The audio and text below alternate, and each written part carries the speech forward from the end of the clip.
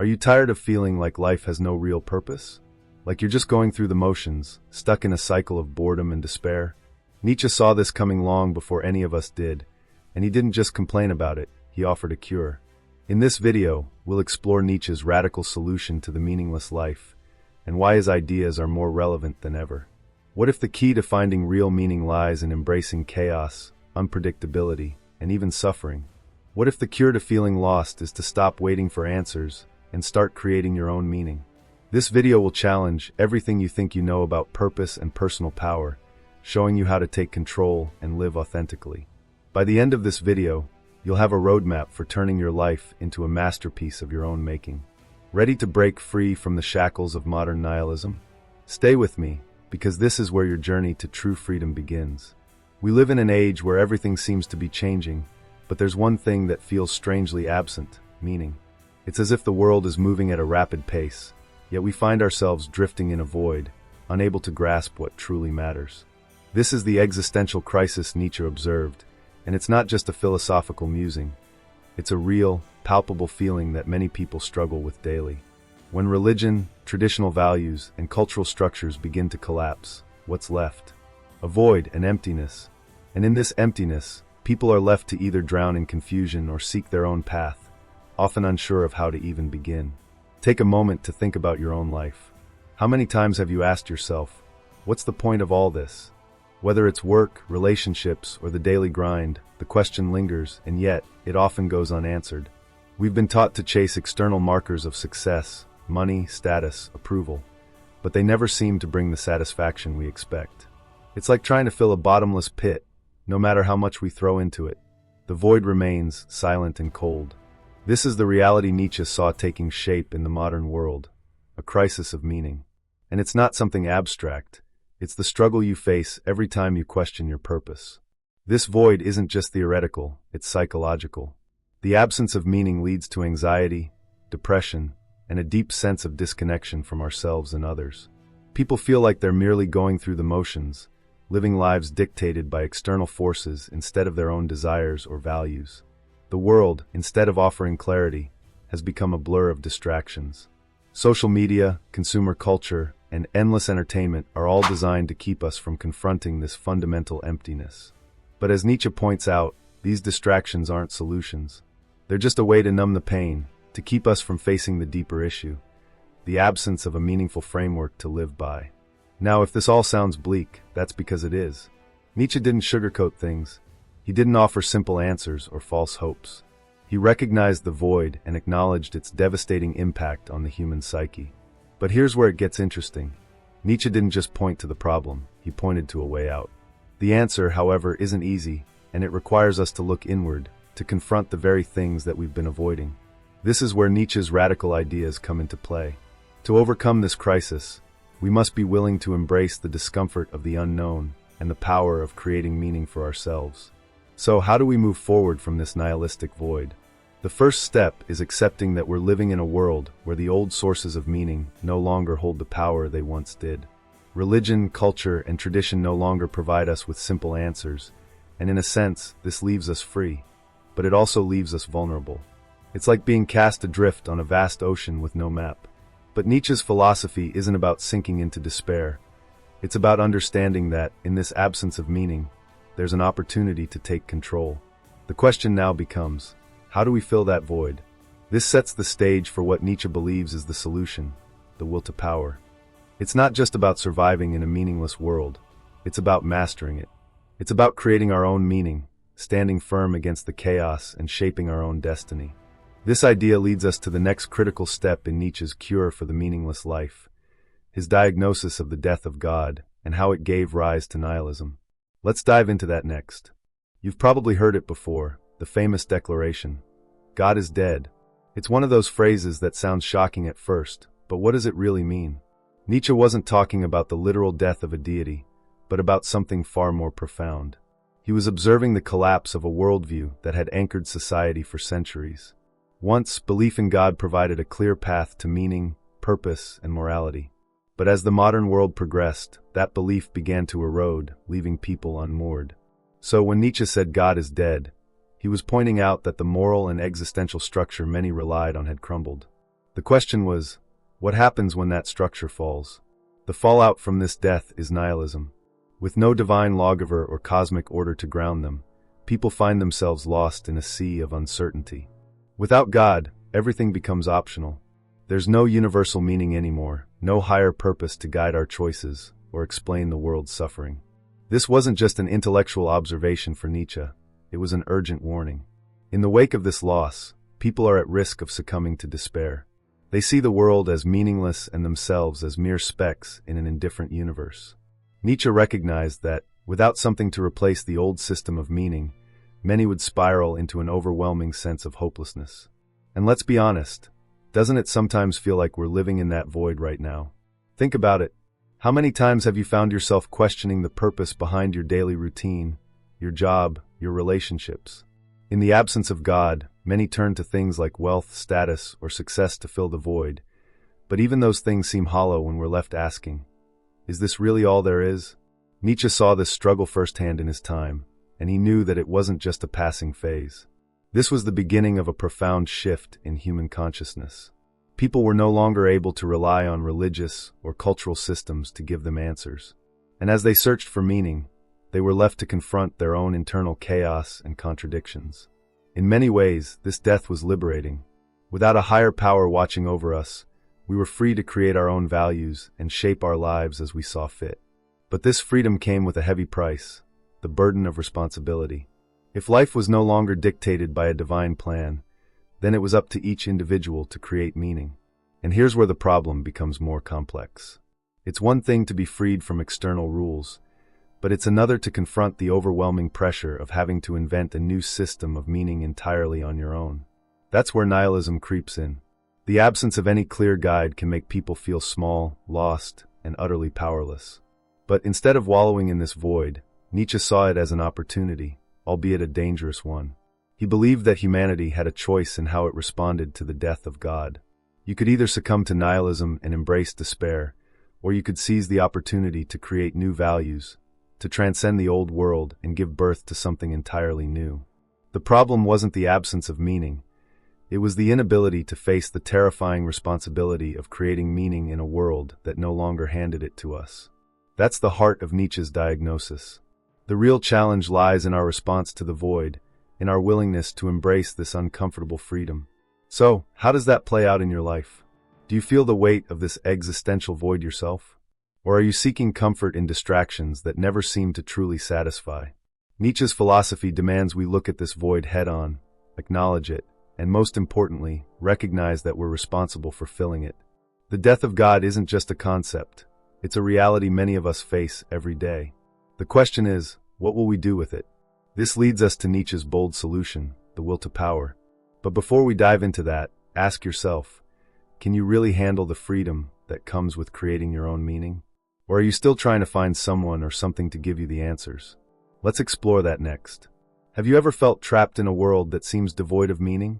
A place where every pursuit feels futile, and nothing seems to matter in the grand scheme of things? Nietzsche wasn't blind to this sensation. He saw it as the direct consequence of the death of God and the rise of nihilism. But here's where it gets interesting. Nietzsche didn't just bemoan this existential crisis, he offered a solution. His answer? The will to power. But what does that actually mean, and how can it help us escape the suffocating void of meaninglessness? At first glance, the will to power might seem like a call for domination over others, a power-hungry obsession. But that's not the essence of Nietzsche's philosophy. The true meaning of the will to power is far more profound. It's the drive to impose your own meaning on the world, to shape your existence and define your values from within. Instead of passively accepting a reality devoid of meaning, Nietzsche challenges us to actively create it. The will to power isn't about conquering the world externally.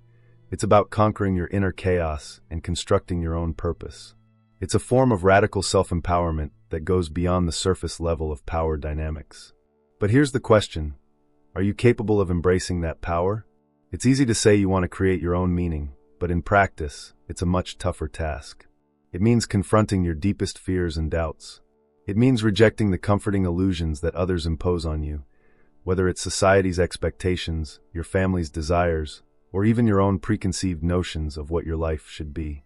The will to power requires you to shatter these constraints and start from scratch. And that's not comfortable. It's the kind of challenge that separates the ones who are truly willing to live with purpose from the ones who will continue to drift in existential apathy. When Nietzsche speaks of power, he's not referring to the superficial pursuit of success or material wealth. He's talking about the power to shape your destiny. This means that true meaning is not handed down from a higher authority. It's something you must create for yourself. It's the freedom to decide who you are, what you value, and how you engage with the world. But in order to harness that power, you must first reject the notion that meaning is something external that can be discovered. It's not out there somewhere waiting for you. It's already within you, and it's your responsibility to bring it to life. Yet, this raises another question. How do you find that power? Where do you start when everything feels so uncertain? Nietzsche suggests that we must embrace the challenge of creating meaning in the face of adversity. In fact, the very act of struggling to create meaning, despite the chaos of life, is what allows us to transcend nihilism.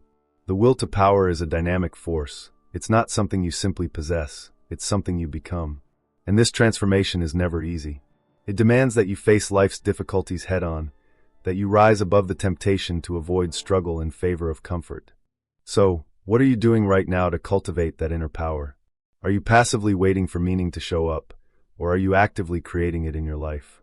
The will to power is a radical call to embrace life fully, to engage with its challenges, and to shape your existence with intention.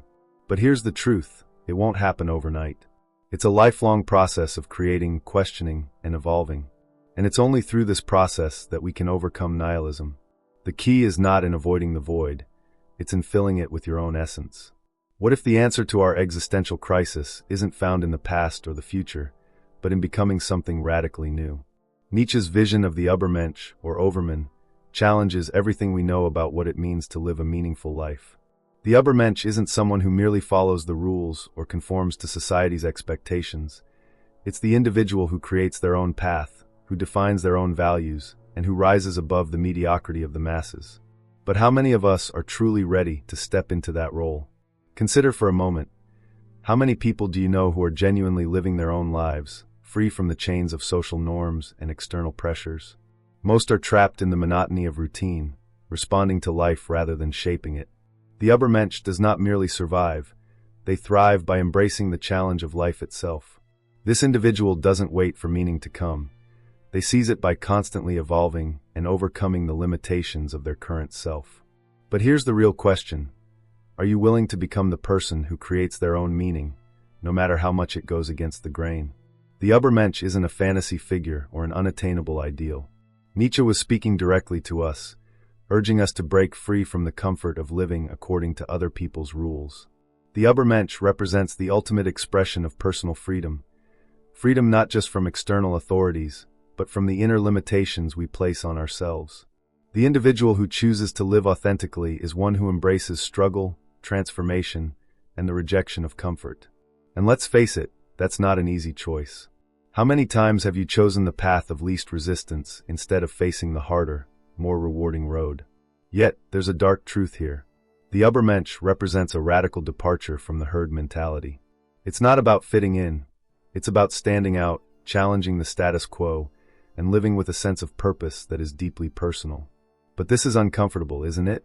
Living authentically requires the courage to face rejection, failure, and even the risk of alienation. The Upper Mensch is someone who knows that the price of creating meaning is steep, but they are willing to pay it. Are you willing to pay that price? What separates the Upper Mensch from the average person is not an external trait, but a mindset, a refusal to be confined by the limits of ordinary existence. This person is constantly questioning, evolving, and transcending. They don't accept the world as it is. They see the potential for what it could be, and they make it happen. The Upper Mensch becomes an artist of their own life, sculpting their existence with the tools of creativity, ambition, and an unwavering sense of purpose. But here's the real question. Do you see your life as something to create, or do you see it as something to endure? If you are ready to embrace the Upper Mensch mindset, the first step is to reject the fear of failure and judgment. The Upper Mensch is not afraid to be misunderstood or even hated for their vision.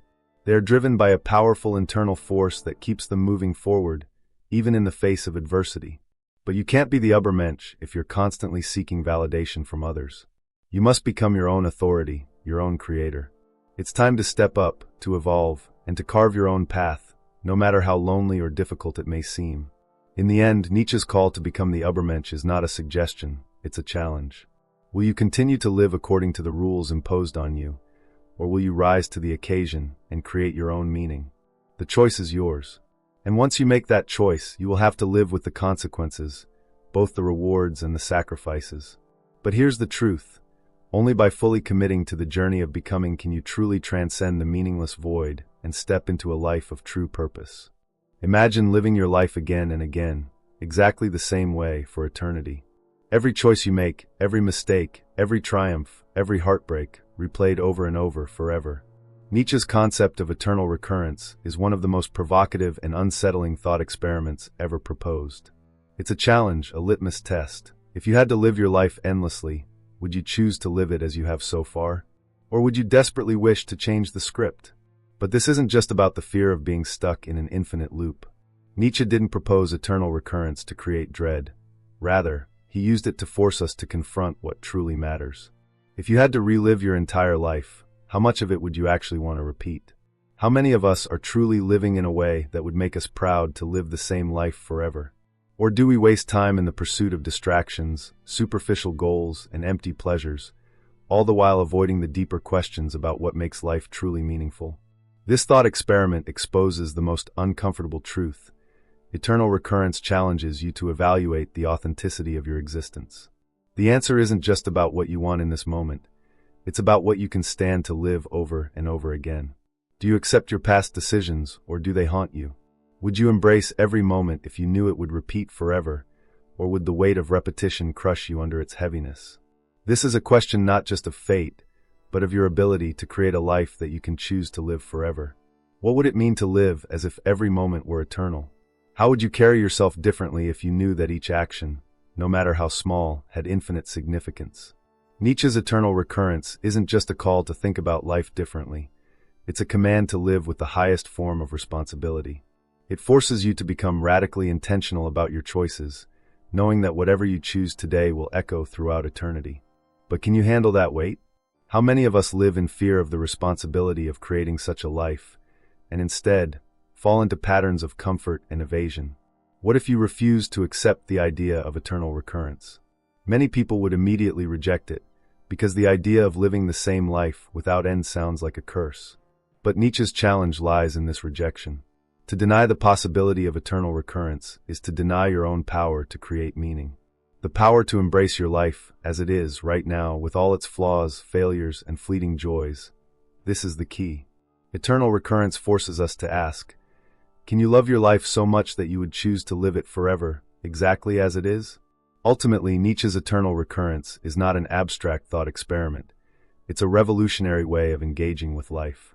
It forces us to confront our mortality and impermanence while simultaneously urging us to transcend them. By living as though our actions echo through eternity, we confront the deepest question. How meaningful is your life, really? Are you ready to embrace every moment, knowing that it could repeat forever? Or will you remain trapped in the emptiness of living for the moment, avoiding the profound responsibility of creating a life worth repeating? In a world that seems to be constantly pulling you in every direction, how much control do you really have over your own life? Nietzsche believed that we are all, fundamentally, the authors of our own stories. But what does that mean in a society that often feels like it has already written the script for us? From the moment we're born, we inherit expectations, norms, and narratives that shape how we live and think. So where does true freedom lie? Are you really the one telling your story, or are you simply following someone else's? This isn't just about choosing your path. It's about claiming responsibility for everything you do and everything you don't do. Every choice you make either adds to or subtracts from the narrative of your life. Nietzsche's philosophy asks us to stop living on autopilot, to stop letting the world tell us who we are, what we should want, and how we should live. He challenges us to dig deep into the recesses of our minds and hearts to uncover what we truly want to create, not what has been handed to us. But are you ready to confront that raw freedom? To become the author of your own story requires a radical kind of self-honesty. It's easy to blame the world, your circumstances, or other people for your lack of fulfillment. But Nietzsche cuts through the excuses. He calls us to take full ownership of our lives and recognize that the power to shape our destiny is ours alone. It's in the moments of discomfort, of facing our deepest fears and desires, that we begin to take control. But how many of us avoid that discomfort? How many of us settle for a life that was written for us because it's simply easier than taking responsibility? Nietzsche's idea of personal creation isn't about becoming whoever you want to be. It's about becoming who you are meant to be, stripping away the masks, the personas, the roles that society forces on us. It's about finding the courage to say, I will no longer be a character in someone else's story. I will take up the pen and write my own. But how many of us are paralyzed by the fear of what that means? What if your story ends up being one of struggle, chaos, or failure? Isn't it easier to let someone else hold the pen and save ourselves from that burden? The power of personal creation is deeply connected to the idea of becoming. Nietzsche's call to constantly evolve is not just about pursuing better versions of yourself, but about rejecting the stagnant identity that society so eagerly wants to pin on you. The question is, do you have the will to change, to push the boundaries of your own limitations, to create a life that feels uniquely yours? Or will you fall into the trap of conformity, playing along with the world's script and remaining stuck in a cycle of meaningless repetition? Ultimately, becoming the author of your own life requires a confrontation with your deepest desires, fears, and values. It means understanding that you are not a passive observer of your own existence. You are an active participant in the creation of your story. But this isn't easy. It takes immense courage, self-reflection, and the willingness to live authentically. So, will you keep waiting for someone else to define your life, or will you pick up the pen and begin writing your own? The choice is yours. Will you answer Nietzsche's call to become the creator of your own destiny? In a world obsessed with comfort, security, and the pursuit of happiness, Nietzsche's critique sounds almost foreign. He warns us that this desperate need for safety and pleasure can be a trap that slowly sucks away any chance of truly living. In an age where every moment is curated for maximum comfort, how many of us are actually living? Or are we merely existing within the confines of a bubble designed to keep us numb and distracted? Nietzsche calls this escapism, and it's one of the greatest dangers of our time. Think about it. When was the last time you allowed yourself to experience discomfort? How long has it been since you faced a challenge that made you feel alive? Today, we do everything in our power to avoid anything that brings us unease, whether it's emotional discomfort, physical exertion, or mental strain. We reach for the phone when we're bored, binge-watch shows to avoid our thoughts, and scroll endlessly to fill the void. But what if all of this is nothing more than a pacifier for a deeper existential crisis? What if the more we seek comfort, the further we move away from a meaningful existence? Nietzsche didn't see the pursuit of comfort as inherently bad. He saw it as a trap that blinds us to the real potential of our lives. When life becomes too comfortable, we lose touch with our power to shape it. We stop being the authors of our own stories, and instead become passive spectators in a world of distractions. Why do we run from discomfort? Is it fear, or is it simply that we no longer know how to thrive in its presence? Nietzsche insists that only through struggle can we rediscover our strength. So, what happens when we avoid the very thing that forces us to grow? The illusion of safety creates a quiet kind of death. It's a slow erosion of meaning that happens in the absence of challenge. If you're always seeking the next fix of comfort, you're never asking the hard questions. Am I living my truth? Am I pushing my limits? Am I growing? Nietzsche challenges us to face discomfort head-on, to reject the endless cycle of comfort-seeking that modern society encourages. But are you brave enough to look directly into the face of your fears and discomforts, or will you continue to live in a bubble of false security? Consider how many people avoid true emotional pain by filling their lives with distractions, drugs, entertainment, superficial relationships, and material wealth. These things can make us feel safe, but do they make us feel truly alive? Nietzsche believed that the pursuit of comfort was a betrayal of our potential to become greater than ourselves. It's in those moments of chaos, struggle, and uncertainty that we discover what we're really made of. How much of your life is a facade, propped up by external comforts? What if you dared to tear down that facade and face life's harsh realities head-on? Comfort is an addiction, a sedative, and like all addictions, it robs us of the chance to experience life as it truly is. Nietzsche's cure for this addiction isn't to stop seeking comfort entirely, but to stop seeking it at the cost of meaning. True fulfillment doesn't come from avoiding discomfort, but from embracing it as a pathway to something greater. So the next time you feel the urge to retreat into comfort, ask yourself, what am I avoiding? What could I be discovering if I stepped outside this bubble? In a culture obsessed with avoiding pain, Nietzsche's radical idea that suffering is essential for greatness is uncomfortable, to say the least. Imagine being told that the very thing you fear most, the challenges, the struggles, the anguish, is precisely what you need to become more than what you are today. Why would anyone choose to embrace suffering? It seems counterintuitive, doesn't it? But Nietzsche wasn't interested in the easy path. He was obsessed with what makes us transcend ourselves. The truth is simple. Without struggle, there can be no growth. We live in an age where comfort is king, and pain is the villain. Yet, have you ever considered that this avoidance of suffering might be the reason you feel stagnant? That nagging sense of unfulfilled potential. Does it come from your struggles, or from the fact that you never truly face anything difficult enough to change you? Nietzsche believed that suffering isn't just inevitable, it's a necessary part of our transformation. In his view, suffering isn't the obstacle to greatness, it is the very crucible in which greatness is forged. But can you look beyond the discomfort and see that the struggle is a gift? Look around you. How many people do you know who avoid conflict, shield themselves from failure, and flee from pain? They might appear safe, content even, but underneath, they are trapped in a prison of their own making. Comfort never challenges you to be more than you are. It simply keeps you exactly where you are. Nietzsche believed that only through wrestling with life's harshest realities, through pushing beyond our limits, can we come to understand who we truly are. The question is, are you willing to enter that arena and face the struggle that could lead to your greatness? Think of the most transformative moments in your life. Were they moments of ease and tranquility? Or were they moments of pain, hardship, and the need to fight for something more?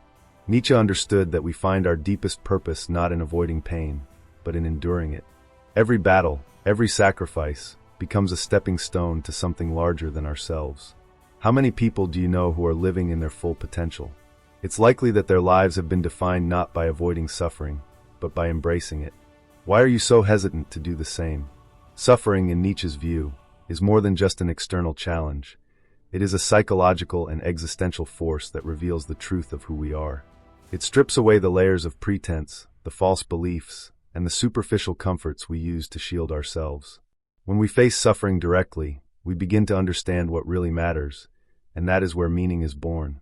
The question isn't whether suffering will come, because it will, but how you choose to respond to it. Will you run, or will you use it to redefine your existence? There is no greatness without struggle. No masterpiece was ever created without intense work. No breakthrough was achieved without obstacles. It's easy to envy those who seem to glide through life, untouched by pain, but this isn't the path to authenticity. The most profound, fulfilling lives are those that embrace suffering as a teacher, not as a curse. So, what will it take for you to stop avoiding discomfort? When will you decide to stop running from your challenges, and instead embrace them as the very keys to your personal greatness? What if your entire life is just a story you're telling yourself? What if the person you think you are is nothing more than an illusion, one that you've created through a series of choices, excuses, and inherited beliefs? Nietzsche's philosophy dares us to ask these questions, but the real challenge lies in the answer. Who are you becoming, and what limits are you willing to shatter in the process? The idea of becoming, not being, is at the core of Nietzsche's radical vision. This is not about staying the same, it's about constant evolution. In today's world, most people live according to a set of rules they never questioned. They follow a script written by others, society, family, culture, never daring to rewrite it. Nietzsche saw this as a trap. The art of becoming requires breaking free from this status quo and asking the most uncomfortable question of all. Who am I beyond the labels, beyond the roles that I play? Are you willing to step into the unknown, to embrace the chaos of constant transformation, or are you content to stay in the safe, predictable confines of your current self? To become means to challenge your own limitations, to push past the stories you've been told about yourself. Think about it. How many times have you found yourself thinking, this is just who I am? How often do you stop yourself from trying something new, from growing, because you've defined yourself by past failures or expectations? Nietzsche believed that this self-limiting mindset was the death of potential. The moment you accept that you are a work in progress, always evolving, always striving, you are free from the tyranny of static identity. But it's not just about breaking free, it's about what you choose to become. Nietzsche's vision of the Upper Mensch isn't some idealized version of perfection. It's the courageous individual who continuously transcends their own limitations. The process of becoming requires audacity, the audacity to imagine a version of yourself that isn't tethered by fear or societal standards. So, what kind of person are you daring to become? Not in the distant future, but right now. Every action you take, every decision you make, either brings you closer to that transformation or keeps you stuck in your current self. The tension in Nietzsche's philosophy is that becoming isn't a comfortable path. It's messy, painful, and filled with uncertainty. But that's the essence of growth. Think about the most meaningful moments in your life. Weren't they the moments when you were forced to face something greater than yourself? When you had no choice but to rise above your own limitations? The art of becoming demands you step into discomfort, challenge what you know, and evolve in ways that might scare you. And yet, this is where meaning begins, not in the pursuit of safety, but in the continuous process of reinvention. The greatest tragedy in life isn't that we fail, it's that we fail to transcend ourselves. We fail to stretch beyond our current boundaries and become something greater. But it's not too late. Nietzsche's challenge is a call to action. Are you willing to become more than you are?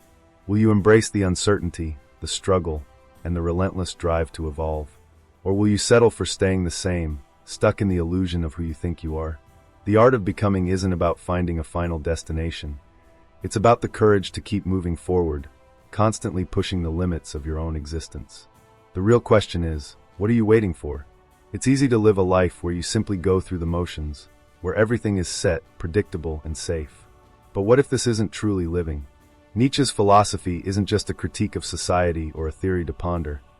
It's a call to action, a direct challenge to how you're choosing to experience your own existence. Are you truly living, or are you merely existing in the comfort of routine, avoiding the profound discomfort that comes with creating your own meaning? Nietzsche would argue that most people are living a lie, trapped in the dull monotony of accepted roles, never daring to question what they're capable of becoming.